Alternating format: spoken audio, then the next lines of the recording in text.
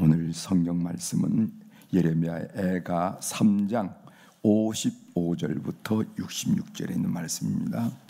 예레미야 애가 3장 55절부터 66절.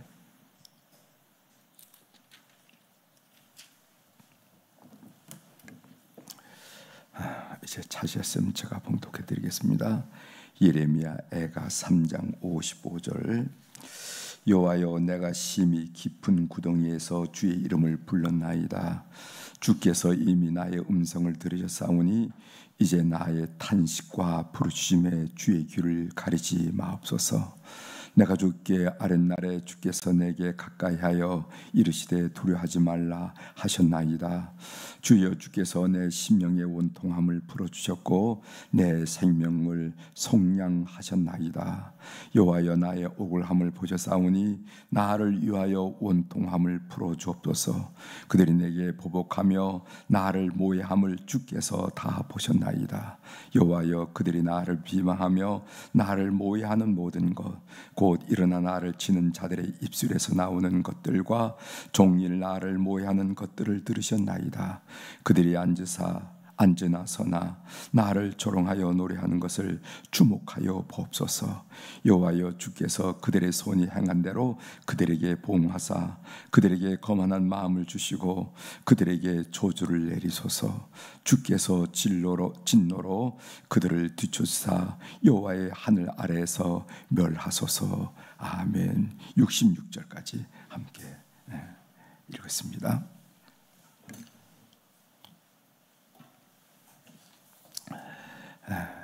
오늘 우리가 읽었던 예레미야 애가 3장 마지막 부분이죠. 55절부터 66절에 있는 말씀을 중심으로 주제를 마귀의 일에 종사하는 그리스도인. 아니, 그리스도인이 마귀의 사역에 종사해? 여러분들이 그렇게 생각하겠지만은 마귀의 일에 종사하는 그리스도인, 이런 주제로 같이 말씀을 좀 나누려고 합니다. 강릉에 사는 친구가 보내준 글입니다. 제목이 가장 중요한 거. 여러분 한번 들어보세요. 강릉 산불이 강풍을 타고 큰 피해를 입혔을 때 친구가 운영하는 펜션도 전소되었다. 살림집 1동, 펜션 2동, 친구로서는 전 재산이 없어진 거. 딱히 위로할 말이 없어 한 보름 시간이 흐른 후 저녁 식사 자리에서 친구를 만났다. 조금은 담담한 표정의 친구가 기막힌 얘기를 들려주었다. 불길이 다가오고 대피 방송이 나오니 아내에게 중요한 거 챙겨서 차 타라 하고는 급히 대피했다. 불은 여지없이 다 태웠고 그나마 몸이라도 빠져나온 것이 다행이라 여기며 아내에게 중요한 거 뭐 챙겼냐고 물었다. 아내는 가방에서 물 휴지 몇 통을 빼놨다. 중요한 것을 현금이나 귀금속으로 생각했던 친구는 어이가 없어서 아내를 힐난했다. 왜 하필 겨우 물 휴지냐고, 왜 그게 중요하냐고 이렇게 아내에게 타박을 했다는 거죠. 그랬더니 서로 하던 아내가 울먹이면서 대답하기를, 언젠가 자기가 불나면은 물휴지가 가장 중요하다고 물휴지로 코와 입을 막고 나가야 한다고 말한 게 그 순간 생각났다고. 이렇게 무슨 말인지 알겠죠? 아니, 지금 불이 나는데 갑자기 중요한 거 챙기라니까. 언젠가 남편이 불이 나면은 물휴지를 이렇게 해서 그걸 입을 막고 나와야 된다. 그러니까 물휴지가 중요하다 한 생각이 퍼뜩 나가지고 가방에다가 물휴지 2통을 이렇게 가져왔다는 거 아니에요. 그랬다는 거예요. 친구에게 소주 한 잔을 그득 부어주었습니다. 슬프기도 하고 애잔하기도 하고 순진한 친구 아내 얼굴이 떠올라 눈시울이 뜨거워졌습니다. 그 아내에겐 남편이 무심코 한 말이 가장 중요한 것이었던 것이지요. 친구 내의 빠른 일상 회복을 기도합니다. 이런 그 친구의 편지였어요. 저는 그 사람들이 보내주는 그 문자 메시지든 메시지를 그냥 겉으로 이렇게 보내지 않고 반드시 읽어봅니다. 왜냐하면은 그분이 시간이 있던 없던 간에 나를 생각했기 때문에 그런 메시지를 보내줬기 때문에 그 고마워서 한번 쭉 보고 쭉 읽어보고 좋은 글 고마워, 좋은 글 감사해, 뭐 이렇게 꼭 반응을 하는데 이 글이 친구가 보내줬는데 마음에 들더라고요. 제가 이 글을 읽으면서 무슨 생각이 나면은 친구의 아내처럼 그 순진한 친구의 아내처럼 하나님 말씀을 그 무엇보다도 더 소중히 여겨서 마음에 간직하고 산다면은 그런 하루를 시작한다면은 얼마나 좋겠는가 하는 그런 생각이 들어서 여러분들에게 인용해 드렸습니다. 그렇게 하셨어요. 불이 났을 때 남편이 했던 이야기가 퍼뜩 생각나서 그 남편 얘기한 대로 한 것처럼 우리가 하나님 말씀을 오늘도 여러분 간직하시고 그 말씀하는 대로 따라가는 여러분들이 되시기를 주의 이름으로 부탁을 드립니다. 오늘 본문 내용입니다. 예레미야는 매우 곤란한 상황에서 주의 이름을 불렀다 하는 이야기가 본문 이야기예요. 55절을 제가 읽어드리겠습니다.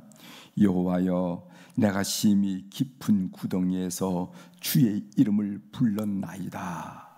여기 깊은 구덩이라 하는 말이 있는데 이것은 은유적인 표현이 아니라 예레미야가 겪은 실제 상황입니다. 이 구덩이라는 것은 빗물을 받아서 저장하는 그런 구덩이죠. 그래서 그 빗물로 사람도 먹고 또 짐승도 먹여가면서 생존하는 것이 중동 지역의 특징이라 여러분들이 잘 아실 줄 믿습니다. 그 구덩이가 마르게 되면은 감옥으로도 사용했는데 예를 들어 보면은 요셉 이야기 속에도 그런 얘기가 나와요. 창세기 37장 24절에 보면은 그를 잡아 구덩이에 던지니 그 구덩이는 빈 것이라 그 속에 물이 없었더라 하는 말씀이 있어요. 요셉이 17살 정도 됐을 때 우리가 요셉을 아버지가 사랑하는 우리 야곱 아버지가 사랑하는 요셉을에게 죽이지 말자. 그렇게 해서 그 이제 물 구덩이에 던지는데 그 던졌던 그 물 구덩이가 바로 오늘 예레미야가 겪는 그 상황이라 하는 얘기입니다. 그 구덩이에서 예레미야는 기도를 했다는 것이죠. 55절 하반절에 보면은 주의 이름을 불렀나이다 이렇게 얘기하고 있어요. 예레미야는 나 좀 살려달라고 지나간 사람의 이름을 부른 것이 아니라 보이지도 않고 손에 잡히지도 않았던 그 이름, 주의 이름을 불렀다 하고 성경이 말씀하고 있습니다. 그 주의 이름이 누굽니까? 하나님이 아닙니까? 지금 하나님의 진노로 예루살렘이 박살된 지 20여 년이 지났지만은 예레미야는 그 하나님을 불렀어요. 그만큼 예레미야는 하나님을 신뢰했다는 의미죠. 그는 여전히 불러야 할 이름은 하나님밖에 없다 이렇게 확신하고 하나님을 불렀습니다. 여러분 요나서 2장 4절에 이런 말씀이 있어요. 제가 한번 읽어드리고 설명을 좀 드리겠습니다. 내가 말하기를 내가 주의 목전에서 쫓겨났을지라도 다시 주의 성전을 바라보겠다 하였나이다. 그러니까 이 요나가 고백한 내용인데 요나가 주의 목전에서 쫓겨났다 할지라도 결국 그립고 부르고 싶고 의지하고 신뢰하는 것은 뭐냐면은 그것은 주의 성전을 바라보겠나이다. 쫓겨난 입장인데도 그렇게 고백하는 요나서 2장 4절의 고백을 볼 수 있다는 것이죠. 예레미야가 그렇게 생각한 거예요. 결국 우리가 하나님의 진노로 이 예루살렘 성이 무너진 지 이미 20년이 가까이 되어 왔지만은 그래도 불러야 할 이름은 하나님밖에 없다. 그래도 신뢰하고 의지할 분은 하나님밖에 없다. 이렇게 고백하고 그 이름을 불렀다 한 내용입니다. 그렇다면은 예레미야가 죽음의 구덩이에서 주의 이름을 부를 수 있는 구체적인 이유가 무엇인지 본문을 통해서 한번 살펴보려고 합니다. 첫 번째로 주님이 나를 능히 구원해 줄 수 있다는 믿음 때문에 주의 이름을 불렀다는 것이죠. 그 이야기가 오늘 56절부터 59절 나오는 내용을 한마디로 요약하면 그겁니다. 주님이 나를 능히 구원해 주실 수 있다.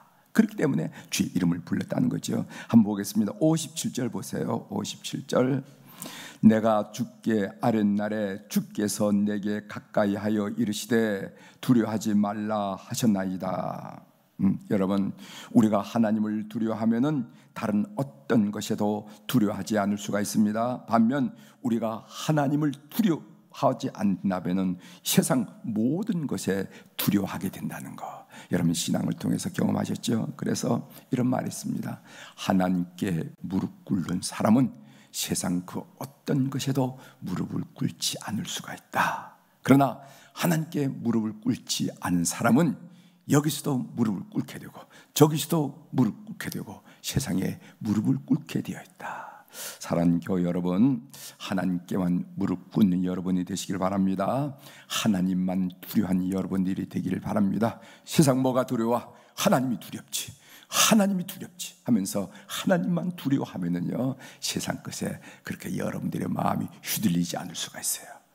그러니까 하나님에 대한 두려움이 약화되면은 세상 것에 휘둘리게 됩니다. 이런 상황 만나면은 여러분들이 아연 실색하게 되고, 이런 사람 만나면은요, 여러분이 초조하게 된다고요. 하나님만 두려워하는 여러분 되시길 바랍니다. 58절. 주여, 주께서 내 심령의 원통함을 풀어주셨고 내 생명을 속량하셨나이다. 여기 내 생명을 속량하셨나이다 말했는데, 결국 약 25년 후에 오늘 이 고백을 한 예레미야가 하나님께 고백한 이 고백 이후 25년 후에 BC 538년에 페르시아에서 바벨론 포로로 잡혀갔던 유대인들이 유대인 포로들이 귀환하게 되는, 1차 귀환하게 되는 멋진 약속의 성취를 우리가 보게 된다는 거죠. 그들은 속량의 은혜를 말로만이 아니라 역사적으로 경험했음을 우리가 알게 됩니다. 두 번째로, 예레미야가 죽음의 구덩이에서 주의 이름을 부를 수 있었던 것은 무엇인가? 두 번째로, 주님이 나의 상황을 다 아시기 때문입니다. 이것이 60절부터 66절에 나온 얘기입니다. 하나님은 예레미야의 상황을 다 아셨다는 겁니다. 60절 보세요. 그들이 내게 보복하며 나를 모해함을 주께서 다 보셨나이다. 62절. 곧 일어나 나를 치는 자들의 입술에서 나오는 것들과 종일 나를 모해하는 것들을 들으셨나이다. 63절. 그들이 앉으나서나 나를 조롱하여 노래하는 것을 주목해서 보옵소서. 이렇게 얘기하고 있어요. 하나님이 다 보시고 다 알고 계시다는 겁니다. 여러분 믿으세요? 하나님이 여러분 상황을 다 아십니까? 제가 군대 제대를 앞두고 3박 4일 예방증을 끊어서 서울 근교에 있는 기도원에 가서 제대 후 진로 등에 대한 문제를 가지고 기도한 적이 있어요. 어느 날 저녁 집회 때였는데 머리가 긴 한 자매님이 벽 가까이 앉아, 이렇게 벽 가까이 앉아서, 옛날에는 의자가 없었고 다 기도원에 보면 방석이잖아요, 그죠?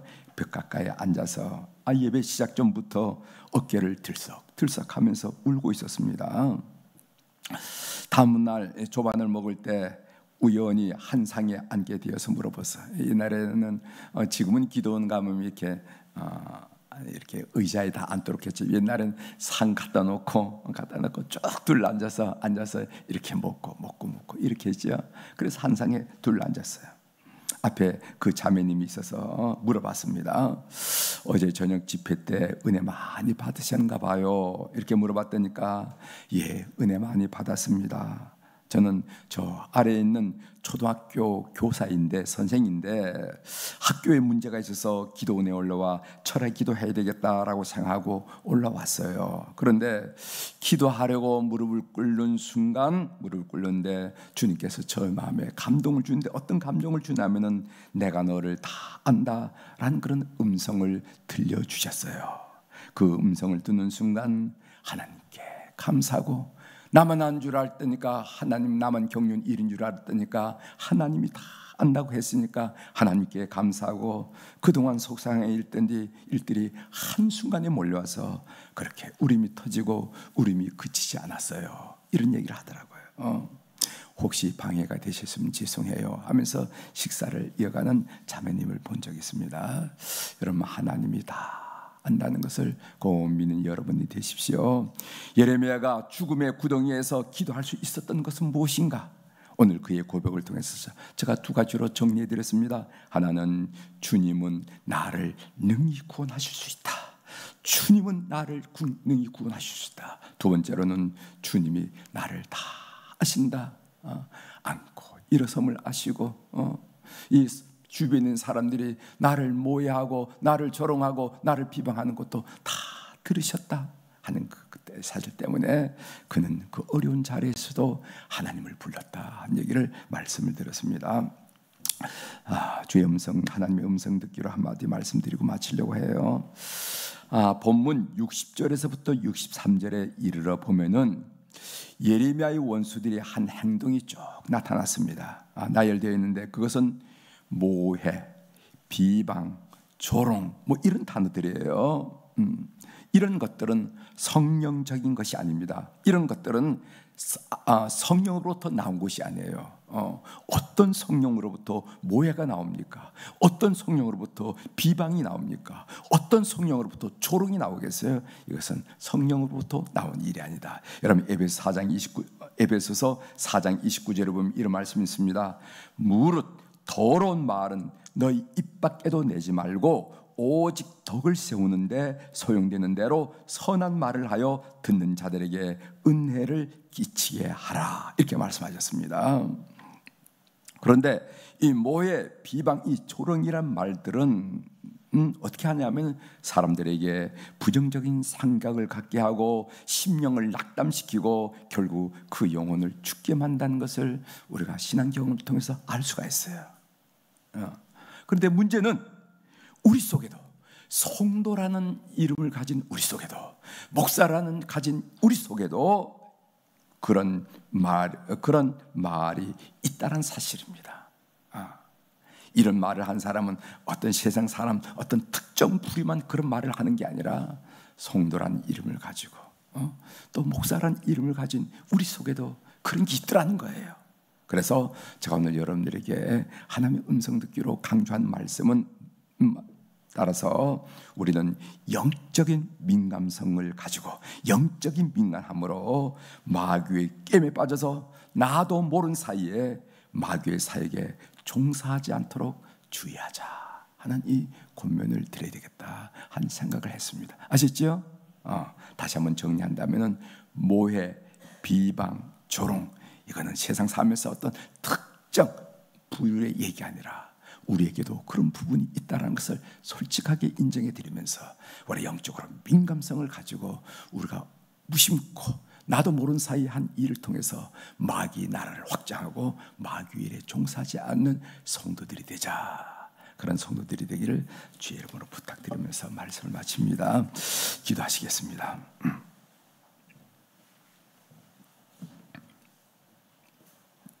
하나님 아버지, 오늘 그 예레미야가 참으로 험악한 일을 당하면서도 그 하나님의 이름을 불렀다. 그렇다면 그가 하나님의 이름을 부른 이유가 뭔가 하고 성경을 묵상하는 가운데 그는 하나님은 다 하실 수 있는 분이고 하나님은 내 처지와 내가 듣는 말과 내 상황을 다 아시는 분이기 때문에 그는 그 어려운 환경과 처지에서도 하나님을 불렀다 하는 말씀을 나눌 수 있어서 고맙습니다. 하나님 아버지, 우리 사랑하는 교우들이 오늘 이 말씀 가지고 하루를 사는데 위로가 되게 하시고 능력이 되게 하시고 용기가 되게 하시고 희망이 될 수 있도록 은총을 베풀어 주옵소서. 오늘 우리 화요일 날 우리 사랑하는 안나 여선교회 회원들, 모세 남선교회 회원들, 우리 교회에 몸된 교회를 위해서, 주의 나라를 위해서 평생 살았던 그 어른들을 비롯한 어른들을 축복하며 기도하게 하시오니 감사를 드립니다.